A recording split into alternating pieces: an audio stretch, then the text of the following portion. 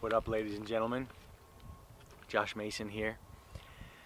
I hear all the time people talking about health being the number one priority, right? You hear wealthy people all the time talk about it. They're millionaires, then they get sick and they say, wow, health really is the number one most important thing. So I hear it all the time. What does it mean? What does it mean to really truly choose health over money, or health over anything else for that matter? I'll give you an analogy.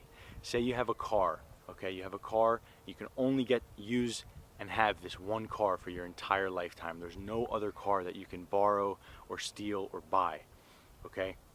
And you need to go thousands and thousands of miles with this car, around the country, back and forth, different parts of the world. You're driving around the world with this thing, okay? The distance is undetermined amount of, but thousands and thousands of miles, okay? Now, right now, your car can probably go 50 miles per hour. Are you going to just take that car that you have and start driving it as fast as it can go for as long as possible until something breaks and cracks and then you try and get it fixed somewhere on the road? Or are you going to take some time and money, ignore all the people who are getting head starts, and start fixing your car and upgrading your car? Upgrading the software, the hardware, fixing up all the pieces, the carburetor, the exhaust, replacing the engine. Now your car can go 80, 90 miles per hour, okay? It can go faster and it can go for longer. But you've already waited weeks, maybe months, maybe even a year while everyone else is driving. But if you have thousands of miles to go, who's going to get to the end of the destination first? What decision are you going to make? How are you going to treat your car? Are you going to invest in it, take care of it, upgrade it, and then start driving it? Or are you going to just pedal to the metal right now, right? And that analogy is perfect for the health journey, okay?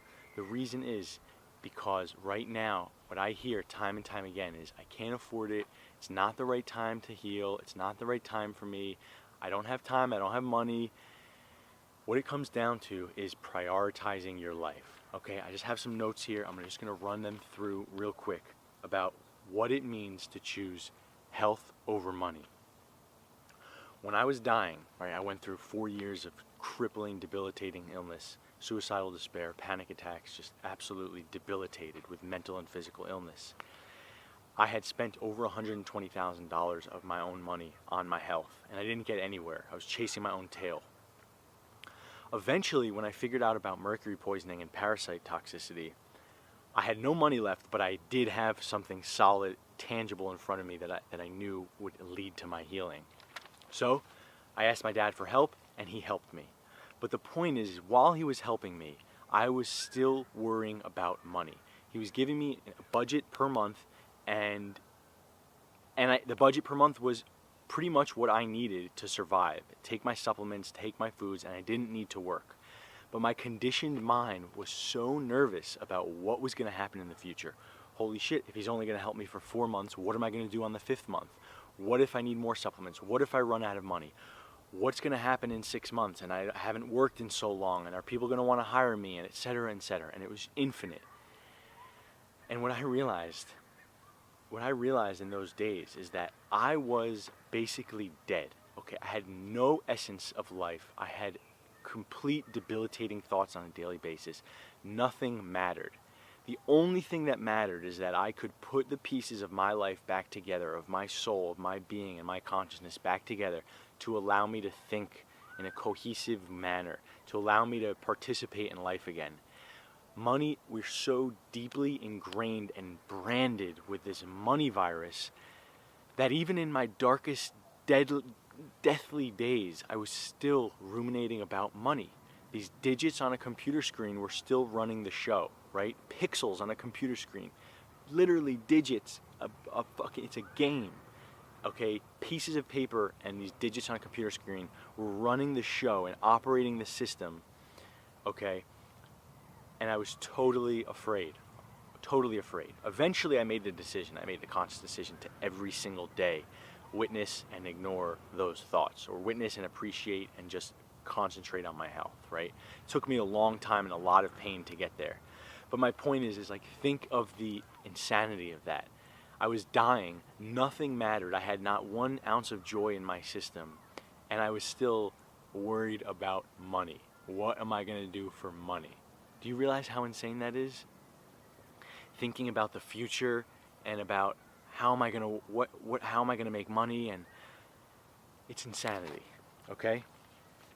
The mind is truly infinite, and that's one of its traps. One of its traps is that it's always going to convince you that you don't have the resources, the time or the money or the discipline, that you're not going to be able to follow a health protocol. Okay? What's happening right now is that a lot of us, myself included, have a feeling of safety around money. Money makes us feel safe. And that's true to a degree. But there is a level of safety that you can get in your soul, in your spirit, in your body, biochemically, psychologically, a level of harmony that you can achieve, and I'm still working on it. There is a level that you can achieve that transcends earthly safety, earthly, tangible, material goods and money. There is a level of safety you can have in your soul and spirit and your body that is far more powerful than any of that. You can see some of the people with nothing, no money, not a pot to piss in, who are, I've seen documentaries of people who are surfers in Brazil full time. They hardly have enough money to eat. They are so happy and they are so safe and they radiate with love and joy. Okay? The point I'm trying to make here is that there is an illusion in our minds that money equals safety. And while it does matter to a point, it's not true to the extreme that our minds take it. Okay? You can have nothing and you can have your health, and you will feel safer than having billions and billions of dollars or hundreds of millions of dollars in the bank and not having your health. You will not feel safe on this planet. Okay? There are so many people in the world who are loaded, and they are the most paranoid, neurotic people I've ever met in my life. Okay? So what does it mean to choose health over money? I'll give you another analogy. Do you know when you have a friend or an acquaintance or a woman or some person that you're texting with and talking to, you guys are trying to meet up, but it's never working out, right? It's like the timing doesn't work, and they have this going on and that going on, and I'm busy and that. If you really wanted to meet that person, if you truly wanted to meet that person and they wanted to meet you, you would make it happen, right? It's the dance around and the uncertainty and all of that. He's okay. I'm not really in the mood to hang out with him. That dance around is what's happening in our current lives. Okay, we dance around the topic of health. I hear it all the time from my friends who have seen me transform my life beyond right in front of their eyes. They say, I can't do it. I got a kid, or I have a wife, or I have a job, or all of that stuff, right? All of that noise. If you really wanted to meet up with that person, if they were important to you, you could figure out a way to do it. The same is true for health. If you really value your health and your peace and your consciousness and your mind and your spirit, you can achieve it. It doesn't matter what's in your way, okay? If you choose the light, it will choose you. Remember that. If you choose the light, if you commit to health and light and love, it will choose you right back, okay? So, a couple more points here. If you are sick, if you're really sick and you're struggling, going into debt for your health is one of the best things you could possibly go into debt for. I took out $50,000 in student loans to go to fucking University of Maryland and never do any work and skip classes and drink beer and do just degenerate things on a regular basis. And what did I learn? Really, I just learned social skills. My point is that I went into debt for this conditioned belief that college was going to change my life, right? Why not go into debt for something that really can change your life? And then once you have your health, this is what I've always been trying to say, once you have your health, the rest of life comes together perfectly, okay? When you have your health, you operate at a higher frequency, your intuition is razor sharp, more creative ideas come into your body and your being, people are enjoying themselves when they're around you. You resonate on a love frequency and people want to know about you, what you're doing, what you have to offer. So there's so many ways you could be making money aside from whatever you're doing right now, maybe a desk job or something that's not fulfilling you. There's chances are one day in the future you're going to be doing something that you couldn't even imagine right now, and it's going to be your career. That's how much the world is changing and humanity is changing. You can't even imagine in your wildest dreams what your passion is or what your true occupation may be years from now, okay? So once you have the health and once you are happy in this vessel, or at least working towards true happiness and joy, everything else, your life will orchestrate, and people will orchestrate themselves around that commitment. You commit to health, laser sharp focus, everything else says, oh, okay, Josh is committing to health. We have to work our way around that. And I'm not just talking about people, I'm talking about people, places, things, opportunities. They will all come and make themselves available to you around your decision, okay? So people think of it as missed opportunities if they start jumping onto their health and spending money on their health. It's the opposite is true. You will gain infinitely more opportunities in the long run. Your car is now going 80 miles per hour and people are asking, what the fuck is he doing with his car? Okay? So, a couple more things here. Healing the relationship with money is part of the process of healing, right?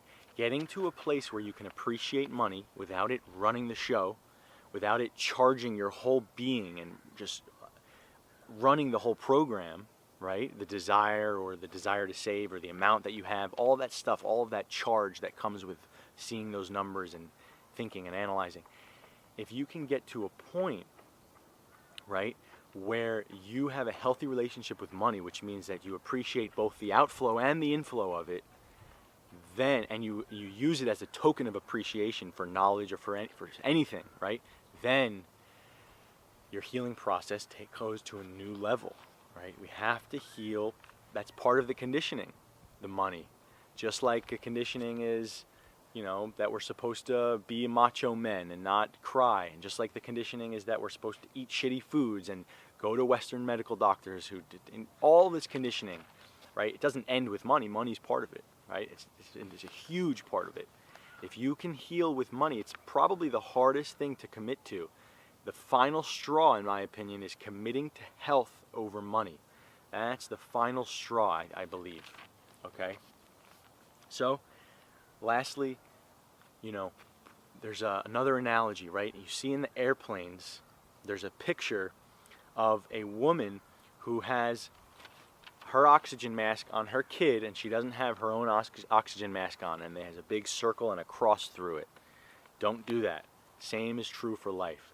You must put your oxygen mask on first, and this applies to relationships, work, every facet of life. If you're bleeding and leaking and giving to others when you don't have it for yourself, you must cultivate it internally first. Create that good boat, that good car, that solid car. Be selfish, be relentless. Don't worry about any of the other bullshit out there. Just be relentless and focus on making the best car for yourself. Then you can start taking people in your car, in your passenger seat. Then you can start helping people. Put your oxygen mask on first. This is true for many different facets, for work, any different category of your life where you feel like you are giving to others when you don't have it for yourself. You must think of in terms of a marathon. This is the long-term picture, long-term game. Forget about the short-term goals and the short-term neuroses and got to get this done and that done. It's the long-term here.